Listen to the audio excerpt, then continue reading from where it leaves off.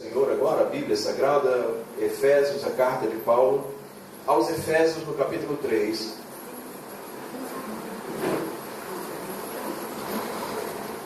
No capítulo 3, a partir do versículo 1, nós vamos ler parte desse capítulo.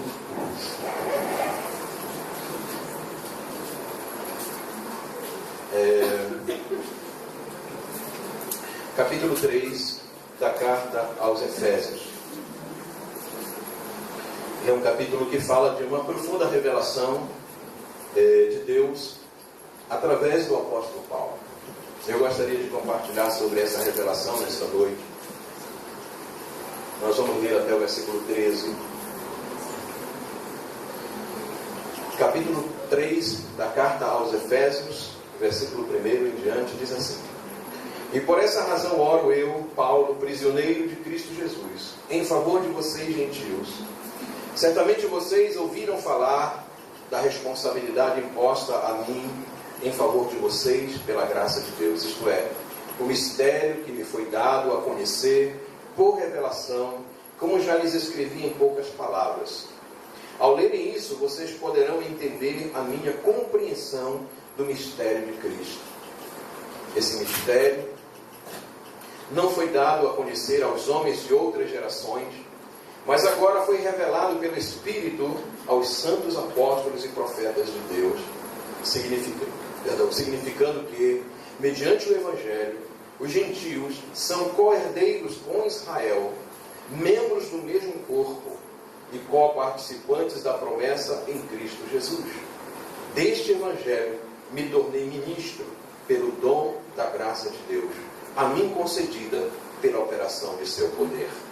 Embora eu seja o menor dos menores de todos os santos, foi-me concedida esta graça de anunciar aos gentios as insondáveis riquezas de Cristo e esclarecer a todos a administração deste mistério que durante as épocas passadas foi mantido oculto em Deus, que criou todas as coisas.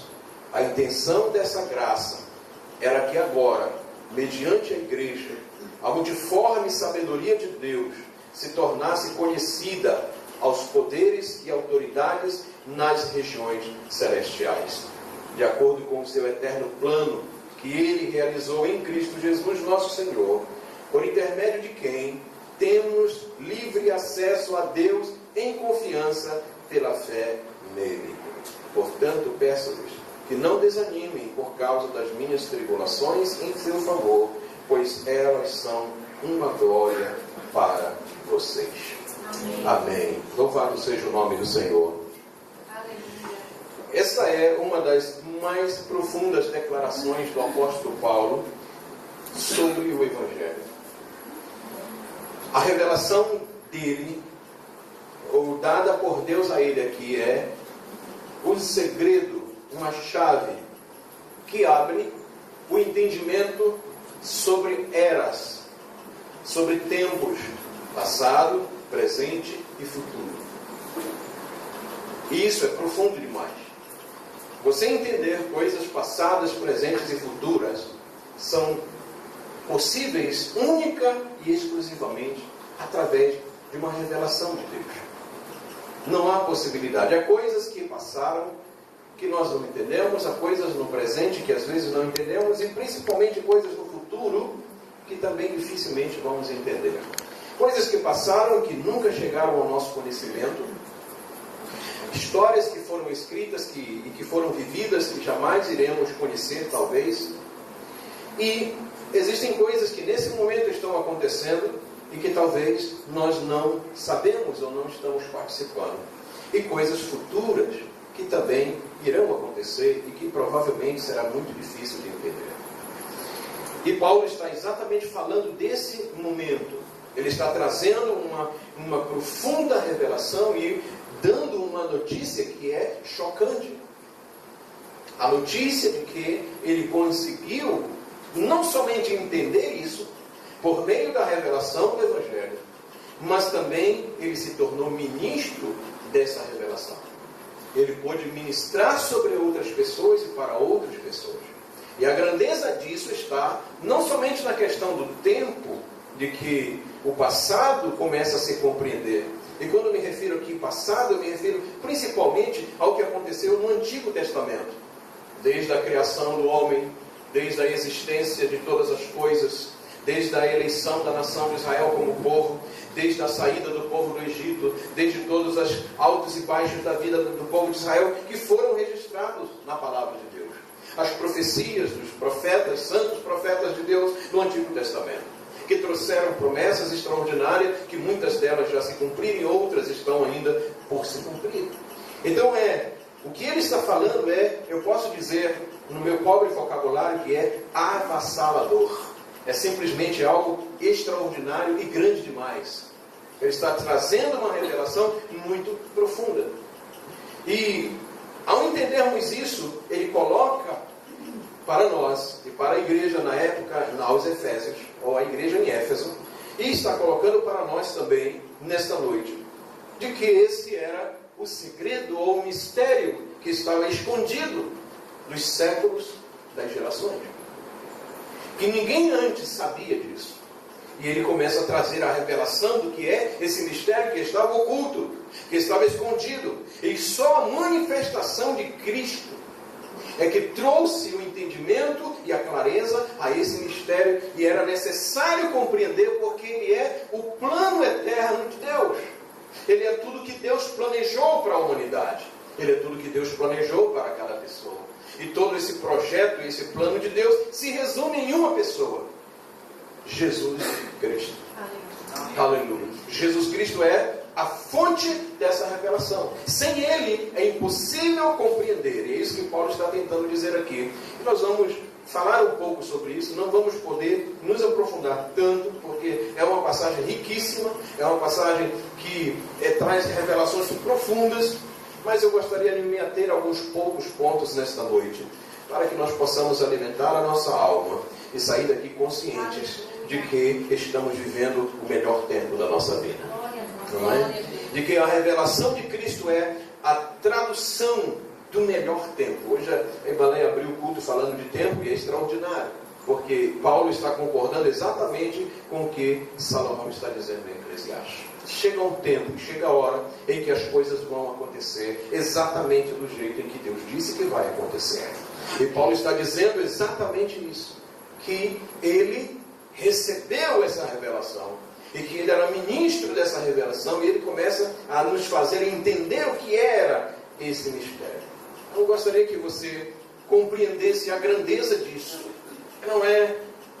Não é algo que você simplesmente ou decora ou coloca na sua mente. É algo para que nós possamos viver, porque a revelação desse mistério não é simplesmente um conto de alguma coisa que aconteceu. A revelação desse mistério é a tradução de um projeto de Deus para a restauração de toda a humanidade na qual nós estamos inseridos. Amém? Ou seja, essa palavra diz respeito a você.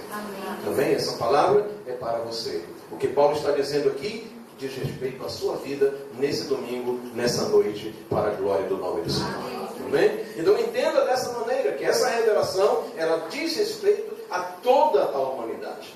É uma revelação profunda, é uma revelação muito extraordinária. Então ele diz o seguinte, no versículo 2 em diante ele diz: certamente vocês ouviram falar da responsabilidade imposta a mim em favor de vocês pela graça de Deus, isto é, o mistério que me foi dado a conhecer por revelação, como já lhes escrevi em poucas palavras. E ao lerem isso, vocês poderão entender a minha compreensão do mistério de Cristo.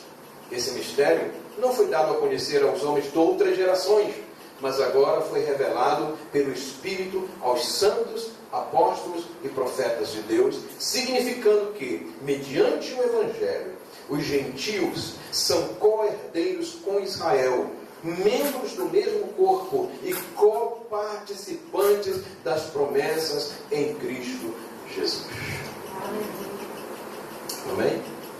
Essa é a grande revelação e esse era o mistério. E por que isso era um mistério? Porque a nação de Israel sempre foi a detentora dos oráculos de Deus. Esse livro que nós chamamos de Bíblia e que lemos, foi escrita por homens judeus. Todas as histórias que ele registra foram histórias que passaram na vida dos judeus. A Bíblia é a revelação ou a história da saga de um povo, de uma nação. Deus, quando quis se revelar à humanidade, o Deus eterno, Criador de todas as coisas, ele elegeu um povo. Ele escolheu uma nação para que, através dessa nação, ele pudesse se dar a conhecer a todas as nações da terra. E essa nação foi Israel. A história, desde o Gênesis, ela conta a história de Israel. Você não vai encontrar outra coisa na Bíblia a não ser a história do povo judeu. Tudo que aconteceu com o povo judeu, a maior parte dos acontecimentos registrados. Existem muitas mais histórias além do que a Bíblia conta em outros livros. Mas o que está nas Escrituras é considerado algo singular, algo especial, algo sagrado. Por que sagrado? Porque existe algo que se chama cânon. O cânon é a consideração de que o que está nas Escrituras foi produzido por vontade de Deus. Ou seja, Deus permitiu que os registros dessas coisas, e não somente isso, mas que o que está registrado, o significado disso, se tornasse a sua própria palavra, a sua própria instrução para toda a humanidade, para todos aqueles que buscam a Deus. Então a Bíblia é a história de um povo.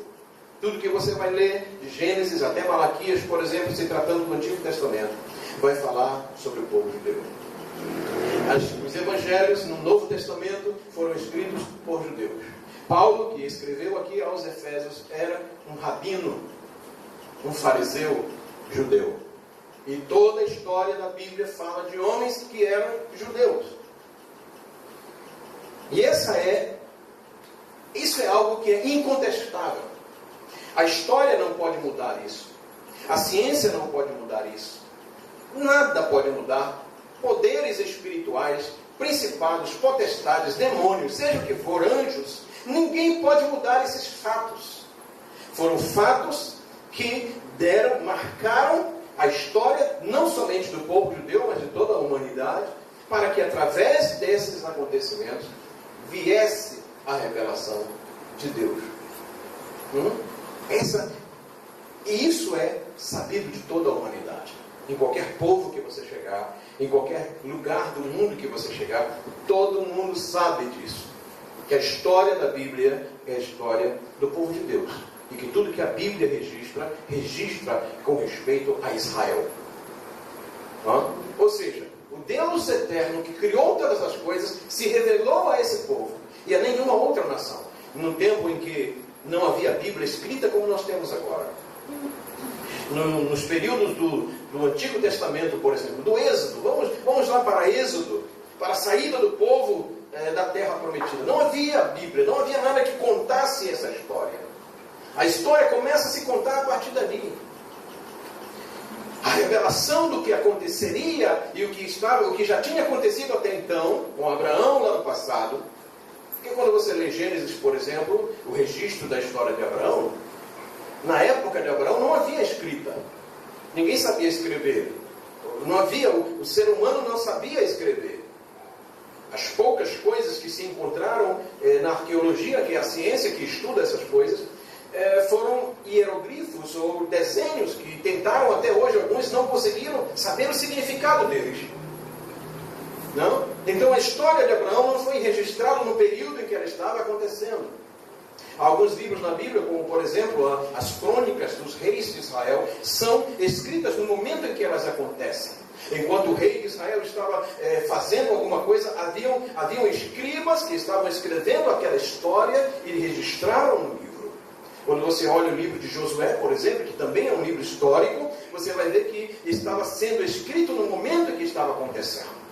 Mas quando você vai para Gênesis, no capítulo 1, que fala da criação do universo, não havia ninguém. Quem estava olhando a Deus criar o universo e estava anotando no livro? Quem estava registrando esses acontecimentos? Não existiam. Na época de Abraão não havia livros e não havia, ninguém sabia ler e escrever. E como se sabe da história de Abraão? como ela foi escrita.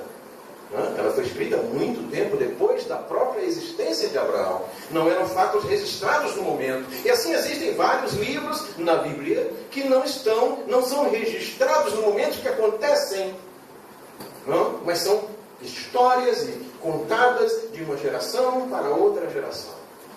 Ou seja, de formas que essa revelação de Deus e entender que todos esses fatos bíblicos são revelação de Deus ao povo de Israel, se tornou muito conhecido depois da lei, principalmente depois da lei. O Êxodo é importante porque ele começa a história da construção da nação de Israel. A construção da nação de Israel como povo começa no Êxodo. Por isso a história do Êxodo é extraordinária. E são fatos confirmados pela história. Agora, o que acontece é que Israel entendeu isso, e que tudo aquilo que aconteceu no período de peregrinação de Israel, do Egito até Canaã, no deserto, foram revelações extraordinárias, manifestações poderosíssimas de Deus, a abertura do Mar Vermelho, a água amarga se tornando em doce, o maná que descia do céu, a nuvem que conduzia o povo de Israel no deserto, enfim, vários acontecimentos registrados nas Escrituras. Era a prova de que Deus estava com Israel.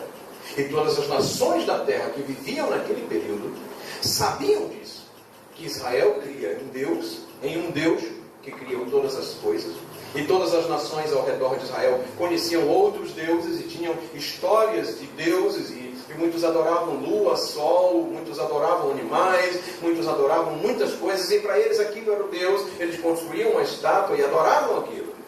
E Israel adorava ao Deus criador de todas as coisas. Só que acontece é que chegou um momento que Israel não conseguiu cumprir essa nobre missão de manifestar a outras nações essa revelação extraordinária do Deus verdadeiro. Israel reservou para si esse direito. Aliás, alguns sábios e alguns judeus mais tradicionais desde o Antigo Testamento, eles não queriam que as outras nações se misturassem com Israel, e não queriam que Israel se misturasse com outras nações. Eles queriam a exclusividade, porque o que aconteceu com eles era inédito, o que aconteceu com eles era singular, nunca mais vai acontecer com nenhum outro povo. É uma história única, é uma história que não vai se repetir, é uma história só, porque ela não é o conto apenas de uma história, mas essa história ela tinha por trás dela, o pano de fundo dela, era um projeto extraordinário de Deus. Um projeto extraordinário de Deus.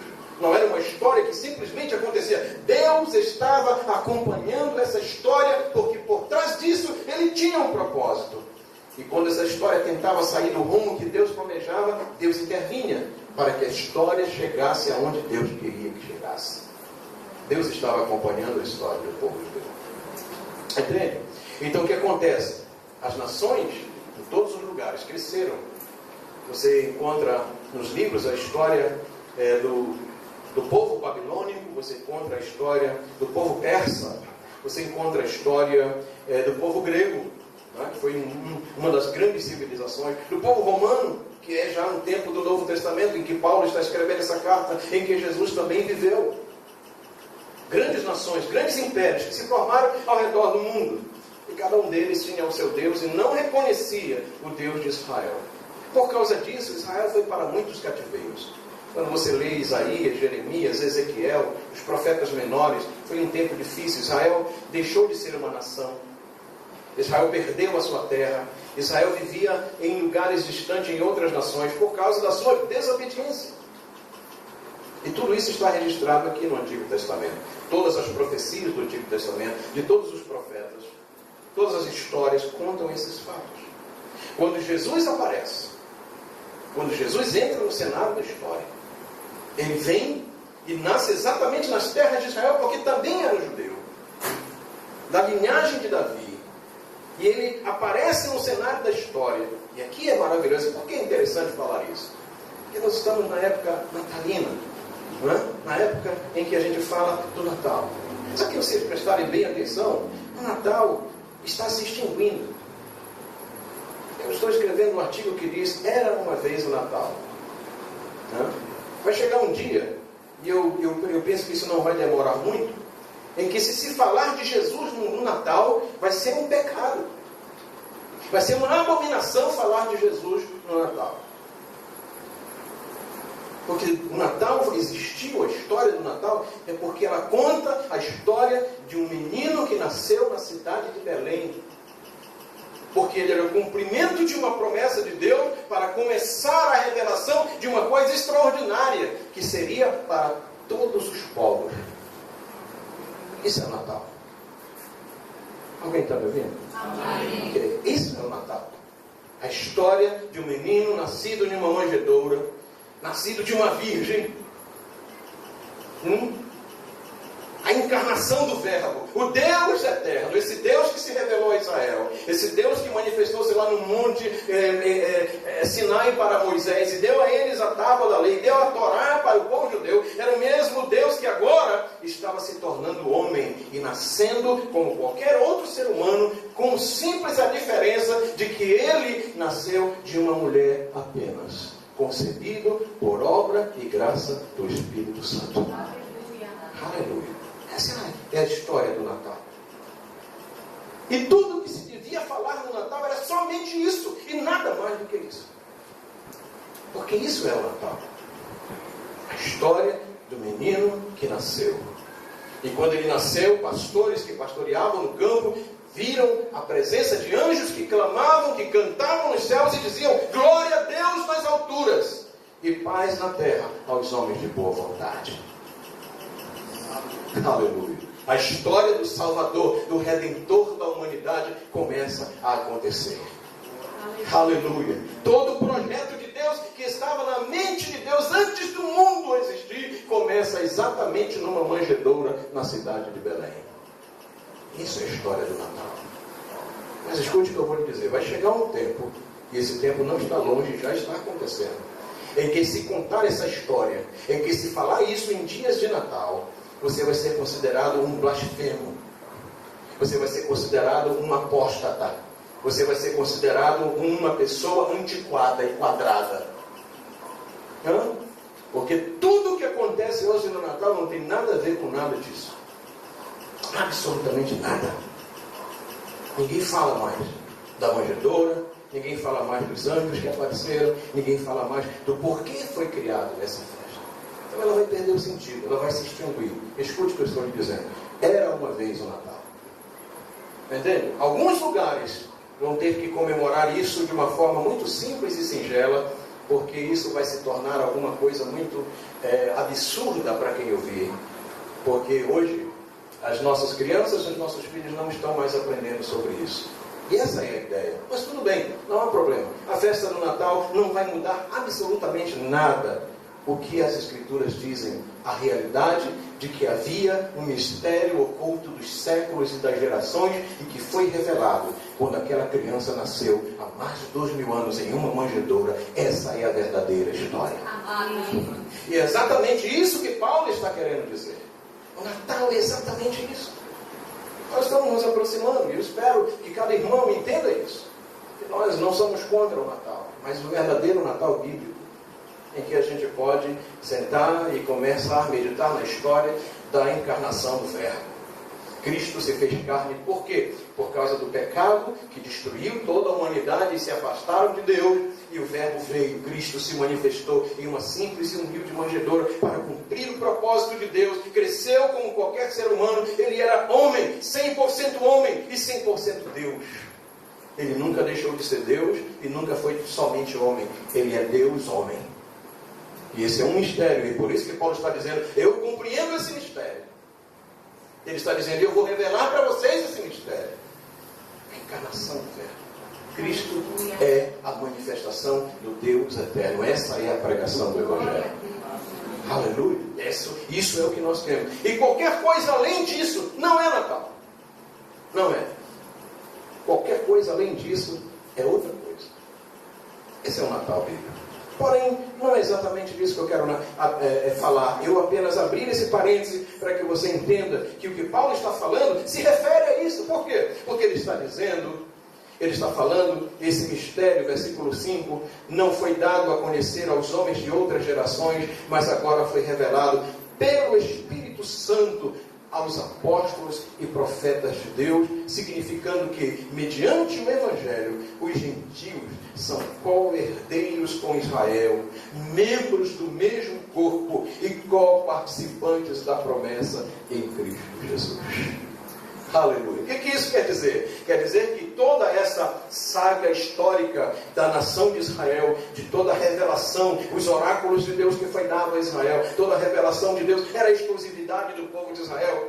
Mas quando Jesus se manifesta, ele vem trazer a revelação de que não só Israel podia ter a revelação de Deus, e podia ter comunhão com Deus, e podia participar das promessas de Deus registradas nas Escrituras, mas que todas as nações, os gentios, aqueles que não são judeus, gentios aqui na Bíblia é todos os que não são judeus, ou seja, todos os que não são judeus, por meio de Cristo, podem receber e ser herdeiros da promessa de Deus dada por meio dos profetas, dos patriarcas e de tudo que está escrito no Antigo Testamento. Aleluia. É porque eu não tenho tempo de ler, senão eu ia começar a ler Gênesis, Levítico, Êxodo, Levítico, Número, Deuteronômio, e a gente vai sair daqui só semana que vem. Para você conhecer todas as promessas que Deus fez, desde Gênesis. Lá no Gênesis, na queda, Deus já começa dizendo, nascerá. Porque quando a mulher erra, quando a serpente engana a mulher, o que diz as Escrituras é isso. Que Deus vai levantar da semente da mulher alguém que vai esmagar a cabeça da serpente. E Paulo está falando exatamente dessa pessoa aqui. Cristo Jesus, o nosso Senhor. Quando Deus revela-se a Abraão para constituir a nação de Israel, Deus lhe faz promessas extraordinárias. E Paulo diz que essas promessas agora, todos aqueles que por meio de Cristo se achegam a Deus, recebem a herança dessas promessas. Tudo que está nas Escrituras só diz respeito a mim por causa da revelação de Cristo Jesus. Também por isso ele diz que os gentios são co-herdeiros com Israel, membros do mesmo corpo e co-participantes das promessas em Cristo Jesus. Deste Evangelho, diz ele, me tornei ministro pelo dom da graça de Deus a mim concedida pela operação do seu poder.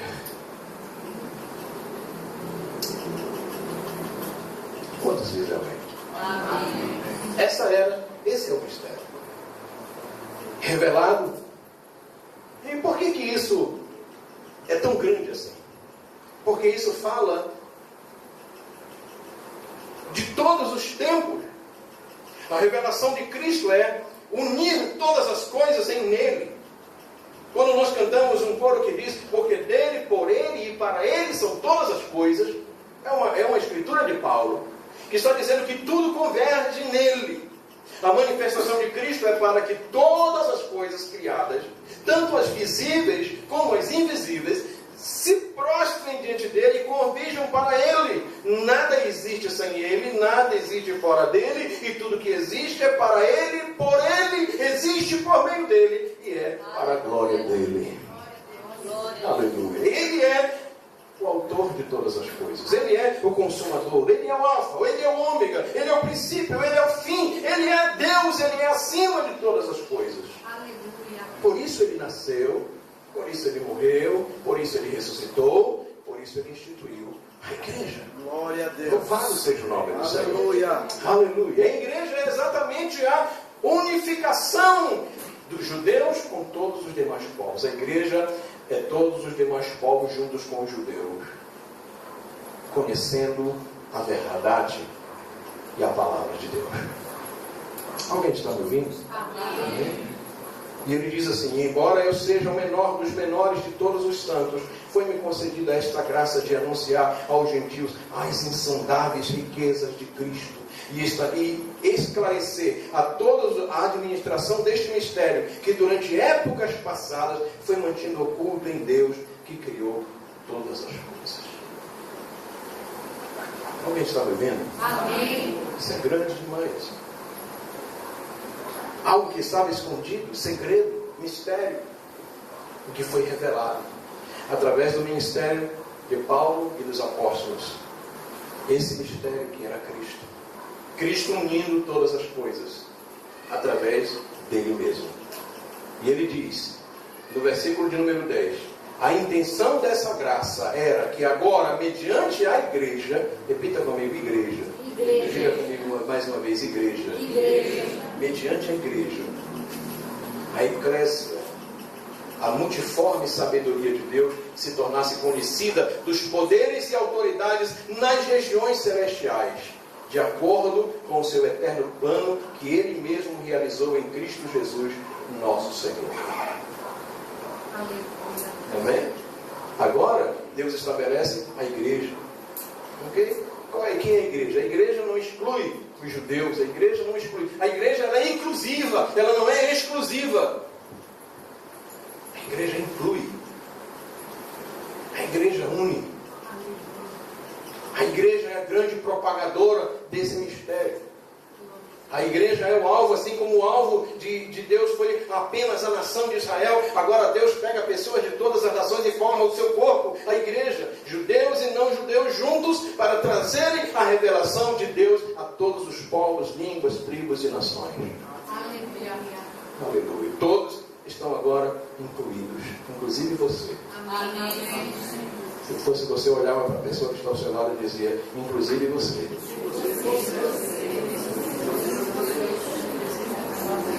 É maravilhoso isso. Um plano extraordinário de Deus, um plano eterno de Deus, chegou a Castanhal, chegou à sua casa, chegou à sua família, chegou ao seu bairro, chegou perto de você, chegou aonde você está. Aleluia. O plano de Deus extraordinário. Isso é maravilhoso. Precisamos entender essa verdade para que possamos dar valor a ela. Que coisa extraordinária é fazer parte desse projeto de Deus. É fazer parte do conselho de Deus. É fazer parte da igreja de Deus. Porque ela é a detentora da revelação desse mistério. Para que mediante a igreja, a multiforme sabedoria de Deus se tornasse conhecida dos poderes e autoridades nas regiões celestiais, de acordo com o seu eterno plano que Ele realizou em Cristo Jesus, nosso Senhor, por intermédio de quem temos livre acesso a Deus em confiança pela fé nele. Amém? Então essa é a boa nova, essa é a notícia de que nós, por não sermos judeus, não temos sangue de judeu correndo na nossa veia, não poderíamos ter direito a nenhuma dessas promessas, a nenhuma dessas heranças, a nenhuma dessas leis, a nenhuma dessas alianças que Deus fez no passado com o seu povo. Mas por meio de Cristo, Ele estabeleceu essa aliança conosco. Glória a Deus. Louvado seja o nome do Senhor. E Paulo diz, esse era um mistério que estava oculto. Por isso os judeus não entenderam, eles não compreenderam, ninguém entendia, os judeus queriam exclusividade apenas para eles. Mas Deus enviou seu Filho e revelou o mistério, que todas as nações são herdeiras por meio de Cristo.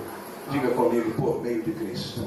Diga mais uma vez, por meio de Cristo. Entende? Então é somente por meio dele. Eu não posso me fazer parte da herança das promessas de Deus, se não for por meio de Jesus Cristo. Através de Cristo, quando eu creio em Cristo, e quando eu obedeço a Cristo e sigo a Cristo, eu me torno parte, eu me torno herdeiro, eu me torno co-participante de tudo o que Deus declarou para o seu povo. Todas as promessas de Deus se cumprirão igualmente se eu crer em Cristo Jesus. E por meio de Cristo Jesus.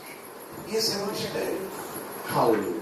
Que a igreja deve contar. E a voz da igreja, Paulo diz que a voz da igreja não alcança somente a terra. Ele diz que mediante a igreja, a multiforme sabedoria de Deus se tornasse conhecida dos poderes e autoridades nas regiões celestiais. Quem são esses poderes? Algumas traduções diz principados e potestades. Quem são eles?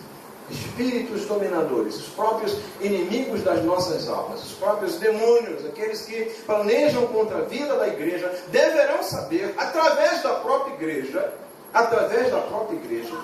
a multiforme sabedoria de Deus. A multiforme sabedoria de Deus. E o que é isso? A sabedoria de Deus se revelando de muitas formas, sem sair do princípio que Ele estabeleceu. Alguém está me ouvindo? A multiforme sabedoria de Deus é Deus com sabedoria se manifestando de muitas formas, sem sair do princípio, sem sair da essência que Ele mesmo estabeleceu antes da fundação do mundo. E o nascimento de Jesus, a vida de Jesus, a morte de Jesus, a crucificação de Jesus é uma manifestação da multiforme sabedoria de Deus. Por quê? Porque os judeus jamais compreenderam como que Deus podia se manifestar em uma criança numa manjedoura. Como Deus podia se manifestar através de um filho de um carpinteiro. Como podia o filho de um carpinteiro ser o detentor dessa revelação, ser o Messias? Não dá para entender isso. Porque eles esperavam, na sua própria sabedoria humana, que esse Messias viria de uma forma totalmente diferente. Que ele seria um político muito influente. Que ele teria muito poder financeiro e político. Que ele faria guerra contra os seus opressores, ou os opressores do povo judeu. E estabeleceria a casa de Davi e reinaria sobre a nação de Israel. Mas quando Jesus entra em Jerusalém, montado num jumentinho, ele é desprezado pelas autoridades judaicas. Mas a Bíblia diz que as crianças e que muita gente simples do povo lançava ramos de palmeiras no chão e cantavam Hosana, bendito que vem em nome do Senhor. E alguns fariseus chegaram perto de Jesus e diziam: manda que eles se calem. Ou você está ouvindo o que ele está dizendo? Eles estão celebrando você como se fossem o Messias. Você não está vendo isso? O Senhor disse: você nunca leu nas Escrituras que da boca das crianças e dos que mamam o Senhor suscita um perfeito louvor. Ele está dizendo: se as crianças entenderam isso, vocês deveriam entender também. Se eles estão dando hosanas às alturas, bendito que vem em nome do Senhor, todos deviam estar fazendo isso, porque eles têm razão. Eu sou o pão, eu sou a porta, eu sou o caminho, eu sou o alfa, eu sou o ômega, eu sou o primeiro, eu sou o último, eu sou o Messias, eu sou o cumprimento de todas as promessas de Deus. Não entende? Mas eles não compreendiam isso. Eles não conseguiram entender por causa da multiforme sabedoria de Deus, em que Deus podia, através do filho de um carpinteiro, mudar a história da humanidade. De um menino que nasceu numa manjedoura, Deus podia dar a ele a riqueza das nações e colocar ele num trono de glória e dar a ele um nome que está acima de todo nome. Aleluia. Um homem que nunca aprendeu as Escrituras aos pés de nenhum sábio da época. Mas ele, com 12 anos, ele entrava no templo e discutia no mesmo nível de conhecimento com qualquer intelectual da lei de Deus. Porque ele era o verbo que se fez carne. Aleluia. Porque ele era a palavra de Deus, aquele que criou todas as coisas, agora estava andando entre os homens. Ele era o Emanuel, o Deus conosco, Deus presente entre nós. Essa é a sabedoria de Deus. O Deus eterno vim à casa de um Bartimeu, de um Zaqueu, de um publicano, vim andar no meio de pessoas que eram marginalizadas pela sociedade. Eles não conseguiam compreender isso. Mas a igreja deve ser feliz por isso. Sabe por que nós, igreja, deveremos ser felizes por isso? Porque Deus resolveu entrar na nossa casa e na nossa família. Deus resolveu pegar a nossa vida, que era completamente alienada das promessas e dos mandamentos de Deus, e nos chamou para ser parte da sua herança. E quando nós recebemos a Cristo como nosso Salvador, nós dizemos: Senhor, eu aceito fazer parte da tua herança. Aleluia. E ser herdeiro, qual participante dessa verdade mais profunda. Então não importa quem é, de onde você veio, onde você nasceu, o Senhor te inclui quando você o recebe como seu Senhor e como seu Salvador. Isso é extraordinário, isso é maravilhoso, isso é grande demais, é uma revelação extraordinária demais. Deus eterno se manifestando, era um mistério, porque para Israel Deus não podia se manifestar em Castanhal, Deus não podia se manifestar aos paraenses, Deus não podia se manifestar aos americanos, Deus não podia se manifestar aos africanos. Deus era exclusividade de Israel. Só judeu sabia sobre Deus, só judeu podia conhecer a Deus, e só judeu podia adorar a Deus. Mas Jesus veio e morreu na cruz do Calvário, e hoje nesse pátio aqui, sendo toda a simplicidade deste lugar, a presença de Deus está neste lugar. Amém. Porque Deus visitou o seu povo. Porque Deus se revelou ao seu povo. E esse era um mistério, que agora não é mais mistério.